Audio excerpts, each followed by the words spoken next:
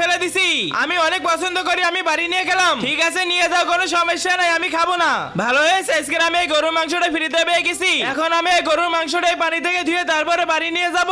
এখন এই কড়াইতে গরম পানি রাখা আছে, কড়াইতে দিয়ে আবার মাল মশলা দিয়ে দিলাম। আরে বিউটি তুমি গরুর মাংস রান্ধিছো, আমি তো খাই না। আরে আমি তো তোমার খাওয়ার জন্য রান্ধিছি না, আমি খাবো বলে রান্ধিছি, তুমি যাও। এই তো আমার গরুর মাংসটা সেদ্ধ হয়ে গেছে, এবারে উঠিয়ে সুন্দরভাবে কেটে ফেলি। আরে এই দেখো তোমার রাঁধতে কষ্ট হচ্ছে বলে আমি ওভেন নিয়ে এসেছি, এখন ওভেনে রান্নবা। তার আগে তোমার কাছে যদি এই ছবিটা সুন্দর মনে হয়ে থাকে তাহলে তুমি এটা লাইক সাবস্ক্রাইব করে দাও। এখন তো তুমি অনেক তাড়াতাড়ি রাঁধতে পারবা। আরে ভাই তুমি এটা কেন নিয়ে এসেছো, এত কোনো কাজেই লাগবে না। আরে আমার এই ওভেন মেশিনটা আমার অনেক কাজে লাগবে।